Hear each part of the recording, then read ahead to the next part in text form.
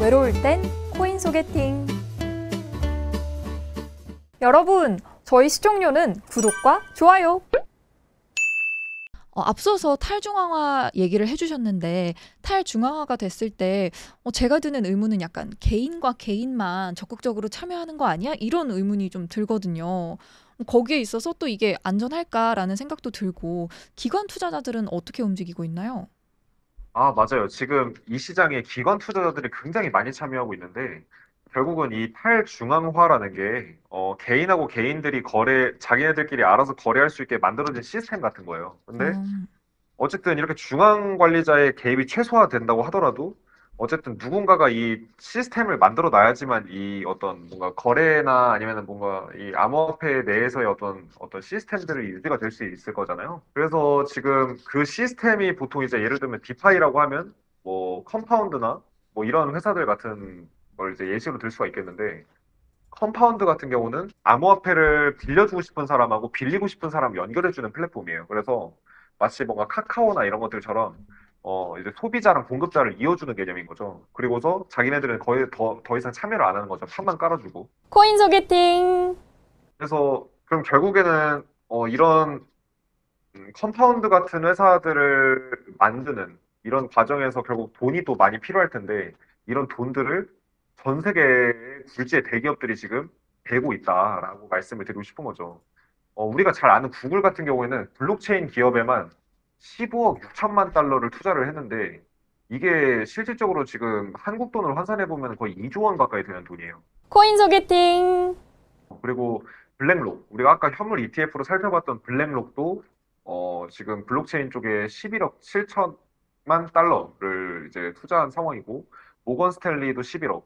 여기서 좀 재밌는 건 삼성도 거의 지금 1조 단위로 지금 이 시장에 이제 투자를 했다. 이런 상황입니다. 코인 소개팅. 알만한 대기업들은 다 비트코인에 앞다퉈 나서고 있는 것 같이 들리는 것도 같습니다. 또 맞아요. 다른 그러니까 투자 소식은 없나요?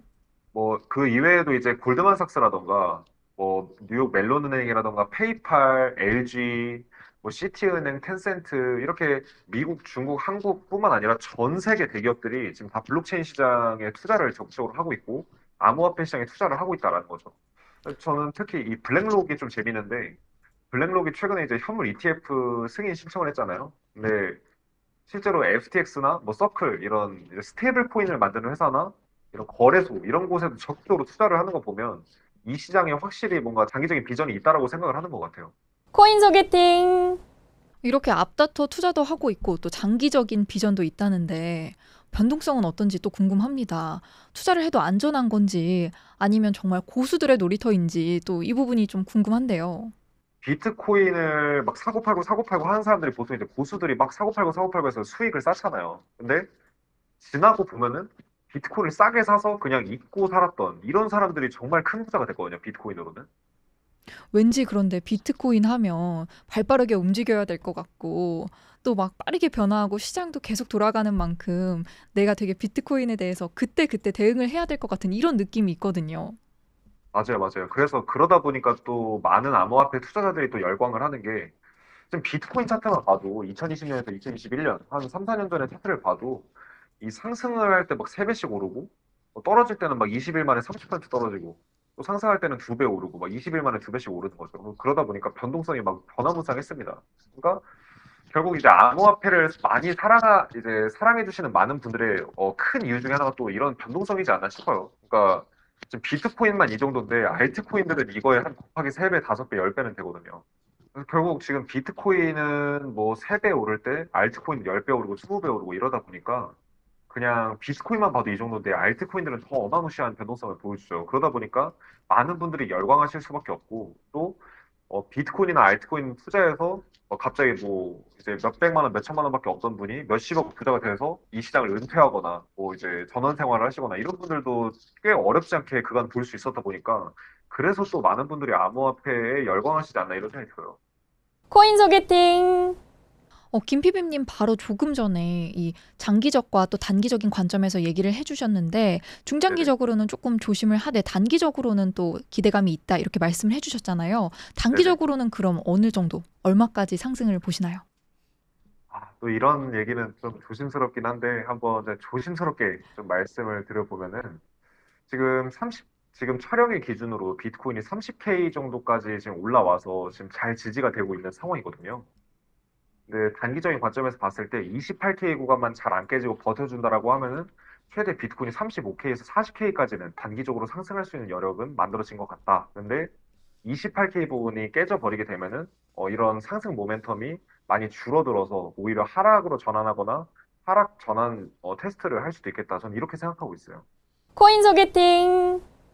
또 최근에는 이 파월 의장이 가상화폐가 화폐의 질을 가지고 있다 이렇게 말하면서 또 화제가 되고 있는데요. 이런 부분은 어떻게 보시나요? 뭐 놀라운 소식이라고밖에는 볼 수가 없을 것 같아요. 파월이 공식 석상에서까지 이렇게 얘기를 할 정도면 확실히 암호화폐의 지위가 예전에 비해서 정말 많이 높아진 건 맞는 것 같습니다. 제가 이 일을 시작한 게 이제 2017년, 18년 경이거든요.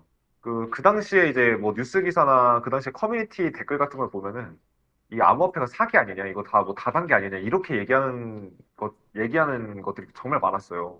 앵커님 혹시 암호화폐 처음 알게 되신 게 언제신가요?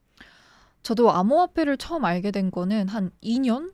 뭐 2년 이 정도 된 것 같고요. 네. 관심을 갖고 또 이 부분에 대해서 좀 찾아보고 한 거는 1년 정도 된 것 같습니다.